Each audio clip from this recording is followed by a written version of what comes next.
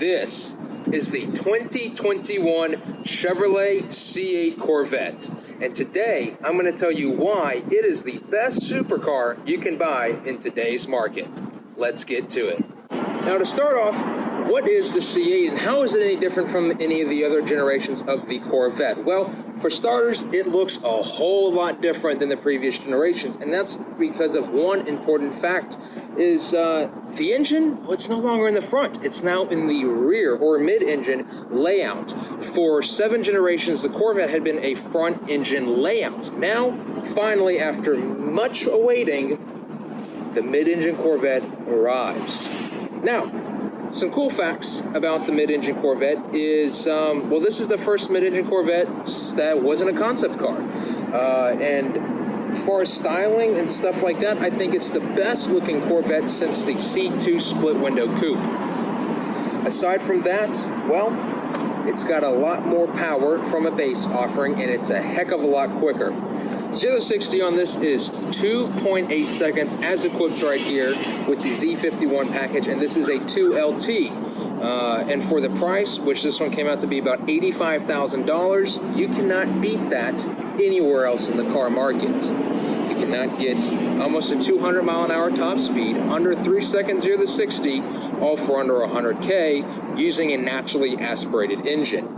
As far as value goes, I don't think you can beat it. With many other supercars, you've got the worry of reliability, maintenance costs, repair costs, and most important, dealer networks. However, this is a Chevrolet. You can take it to almost any town or any city, and they're going to have a Chevrolet dealership. So parts are going to be fairly well provided and easily to get. Now, cost-wise and maintenance-wise, it's such a new model that there isn't a whole lot of information out there, but I don't think that it's going to be a horrifically unreliable vehicle, because in today's age, car makers cannot make expensive, unreliable cars without having a lot of pushback. As far as styling goes, I love it. I think it's sleek, it looks like a supercar from any distance, and I think it really is a supercar. Even though they call it a luxury car or a sports car, or it's just the Corvette, it's not just the Corvette anymore. This is the new statement maker. And for Corvette, this is going to change everything. And for the sports car and supercar market, this is going to change everything as well. The fact is, you can pick one up like this for 85 grand, well optioned, and you can put in another 10, 15, 20 grand and mods into it and make it so much faster. You can put a supercharger kit, or what's become popular, a twin turbo kit on there, making it faster than $500,000 cars that it would go against. Now, fun factor, well, it's up there too. One, for me, I love the color blue, and this thing just looks awesome. When my buddy pulled up, thanks to Owen for letting me use this, shout out to Sneaker Heaven up in Dallas. If you guys need any sneakers, stop by his store and he'll hook you up.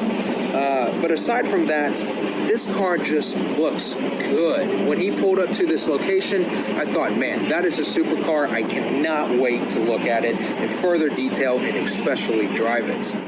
Now that we're here inside of the Frunk, yes, the front trunk, since there isn't an engine in the front, now there's space to store stuff. And in here, I would say that you could easily put in a carry-on suitcase, a couple backpacks, film equipment, or just some groceries as that matters. So this really adds to the daily use ability of the C8. So it's not like a lot of other supercars where they've got no storage space at all. This has a lot of practical space that you can see.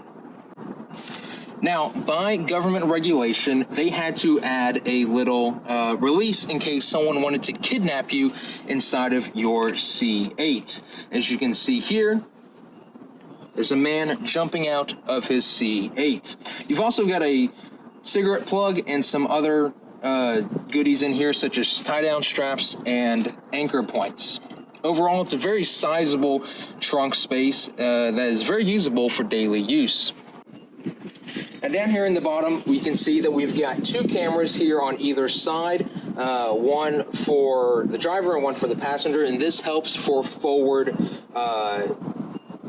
collisions and stuff like that. And when you're driving in a parking lot and something, you can access the camera mode and see it through there. Also in the front is this kind of Corvette plaque, and this is where the front license plate would go for those states that require it.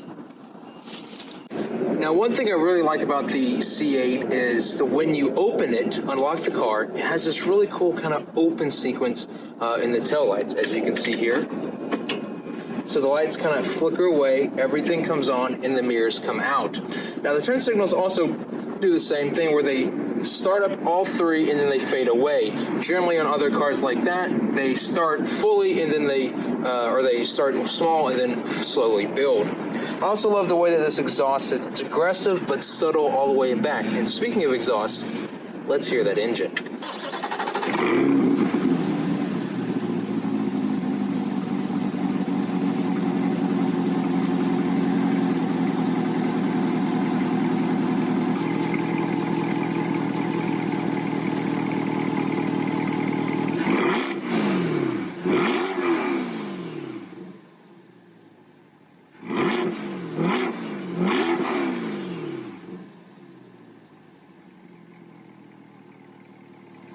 Now that we're at the back of the car, we can see that all the lines flow and kind of dissipate into the rear of the vehicle. We've got the classic Stingray symbol at the back of the trunk, and we've got this beautiful transparent glass with some open vents that you can see the mid-engine from. And then all to top that out, we've got this beautiful wing that goes all the way from side to side across that I think gives it a really aggressive look.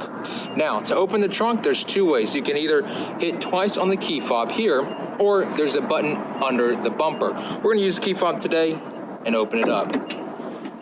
Now that we are inside the rear compartment of the C8, you can really see that they have really packed this massive 6.2 liter V8 that produces 490 horsepower, but this one has the performance pack, which adds 5 horsepower, making it 495 horsepower and around 460 foot-pound of torque, which gives it a lot of power and a lot of acceleration, pushing it from 0 to 60 in about 2.9 seconds.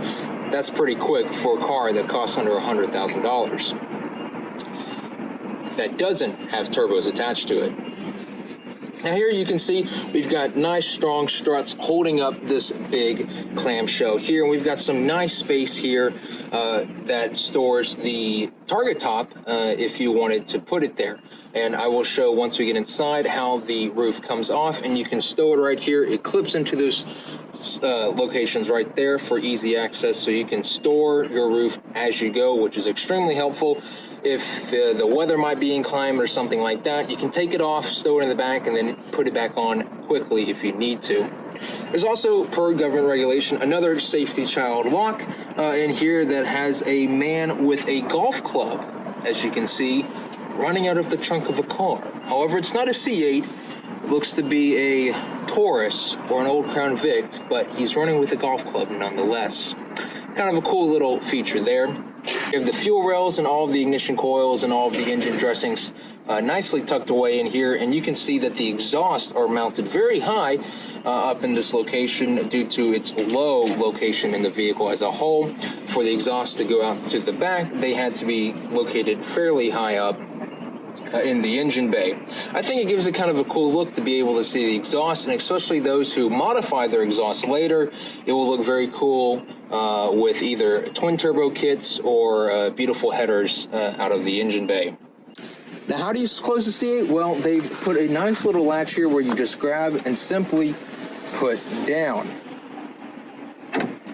Now, the trunk is a soft close clamshell, so as you just saw there, when you place it down, the trunk closes with ease. Now that we're inside the C8 Corvette, it is very different than previous generations. Not much has really been carried over. Everything is completely new, and that's what I like about it.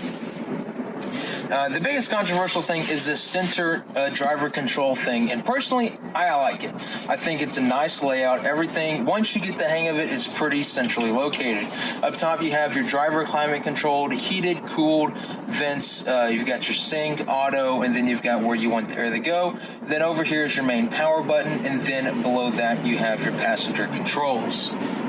Really cool thing is the mirror. There's a camera on the back over the engine compartment that doubles as a camera for the mirror. So if you flick it one way, it's a mirror, and if you flick it the other, it shows you the camera view of behind the vehicle. That's incredibly important because, or helpful and important, is because you can't really see much out the back of the window. Now, cool feature is here you can adjust the brightness, whether you want it brighter or darker. You can adjust the zoom, whether you want it zoomed in, zoomed out, or however. And then you can also adjust the height and angle at which the camera is, very much like a traditional mirror. This is incredibly helpful, and I don't know why more supercars don't have this feature. Now to the driver's control area, where we have the gear selector. We've got park, reverse, neutral, and drive. And then down below you have M for manual mode. That's where you can use your paddles and go like so. Right next to it is a nice little armrest, handrest there with the mode. Now it says mode, you don't click that button. You just move the dial around from sport, track, and race. Another cool feature is the button that says front with the picture of a camera on it, and that shows you the front camera. Those are the two cameras that I pointed out earlier, and it gives you a really helpful view when you're approaching something, especially in a parking garage or tight parking area. Right next to that is, of course, your traction control off button, and if you're looking to have a little bit of fun, that's the button you press. Now, if we look over into the passenger side, we've got a glove box here, and what's special about a glove box? Well, you push it, and it's a sizable glove box for once. Not many vehicles these days, especially sports cars, have realistic usable glove boxes, but I'm glad this one does. Now, in between the glove box release are the air vents, and these air vents are incredibly small. According to GM, the smallest air vents they've ever fitted to a vehicle. They're adjustable for airspeed up and down, or you can push them to the side to close them all together. They're incredibly small air vents, but it's an incredibly small cabin, so you should be able to get ample airflow to where you need it. Now, speaking of airflow, what if you want to take the top off? Well, there's three latches on how you take the top off. There's one here, you just roll it out, simple as that. And then you roll the other one out, and then there's the one in the rear.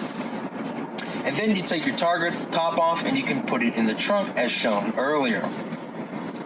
Now, a few cool features up here are the classic GM OnStar assist buttons, and then in between that is the four-way flashers for your hazard lights, and then your dome on and off light switches. And the dome lights are tucked in right behind the mirror. Since this is a small car, they had to fit things pretty tightly and pick up unique and interesting locations for such items.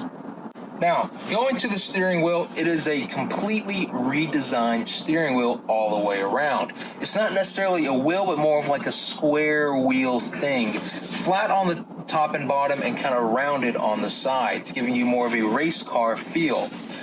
First impression, it has the upgraded Alcantara wheel, and this feels amazing. The paddle shifters have a beautiful response, and they feel nice and firm in your fingertips. Other than that, the steering wheel feel is of a sports car, if not a race car. It gives you confidence and something that you enjoy and look forward to using on the road. On the steering wheel, there's a button called a Z. Well, what is that? That's for a Z button, and that basically puts the vehicle in very sporty modes where you can configure whether you want it to be sport, race, or track, and so on. Now, how is this different than the individual mode and the selector? Well, individual is supposed to be used for day-to-day use. Z is if there's somebody next to you that you want to show off a little bit to, you hit Z and you're good to go. Now, another cool feature of the Corvette that has been on several other generations is the electronically opening door. So you go down here, you unlock it, and you open it as so. But what happens if, well, the electronic unlock doesn't work anymore? Well, GM thought of that, and you have a manual release on the floor. And speaking of manual release, if you want to release or open the trunk from inside, there are two buttons over here as well. Now that I've taken you on a tour of the C8 Corvette, let's get it out on the road and see how it drives. Driving the C8. Now, off the bat, it's a very comfortable car. For being a sports car and an entry-level supercar. The car gives you confidence, and it's heavy, and it's weighted, and the steering gives you a very nice feedback feel, which I wasn't sure if it was going to be a light feel, airy, or what it was going to be, but this is a very heavy and nice feel that I enjoy from driving cars.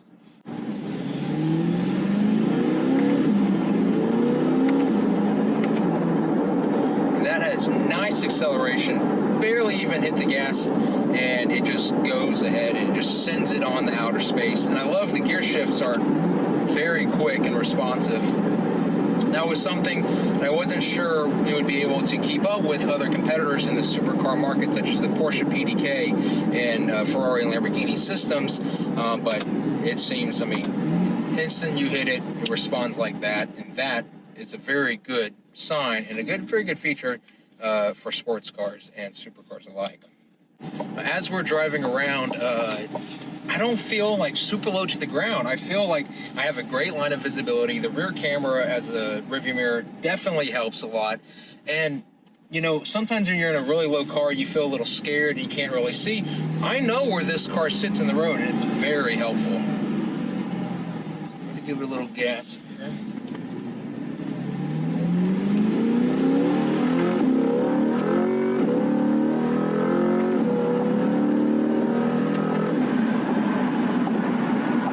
Say how fast we went, but that was the first and second gear really hit hard. But then like that, it's tame, and it was quick, and it was smooth, and I had no doubt in my mind that the car knew what I was doing, and it wasn't going to step out or do anything irrational.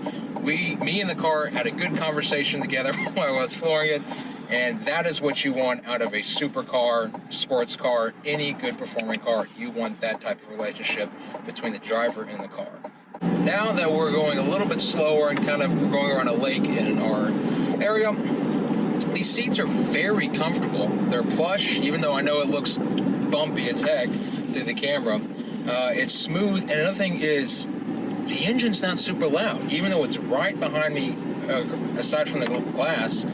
This is a smooth car. These seats are very comfortable. They're very supportive, and it's a smooth ride. I'm in track mode, in manual mode, so the most aggressive setting that you can have, and it's pretty smooth. It really is. In the comfort and tour mode, it's even smoother. So this is a very daily drivable car without any issues. Now that we're once on a smooth part of the road, the car handles smooth, and I only could imagine how fun this would be if we could take this road at a higher speed. But it's smooth, it winds and twists through the curves like you would expect a proper sports car to do.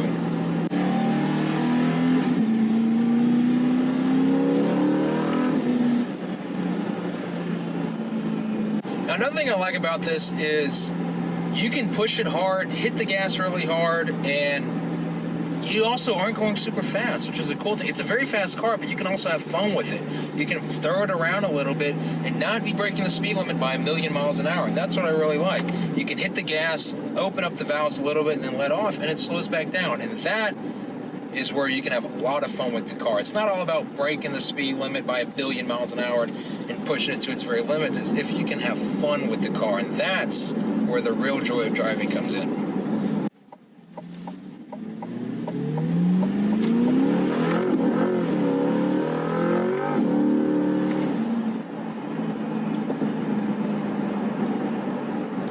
As you guys saw there, you can still have fun with it if you really want to. But this thing, it's a beautiful driving experience. And for the money, I mean, you gotta look at, for the money that you're spending, under $100,000, this one $85,000, it's a very good all-around car just for any daily use. But for a sports car, an exotic car, I mean, you're having a hard time finding something that compete with it, especially as new as this one, being basically brand new. I mean, how can you top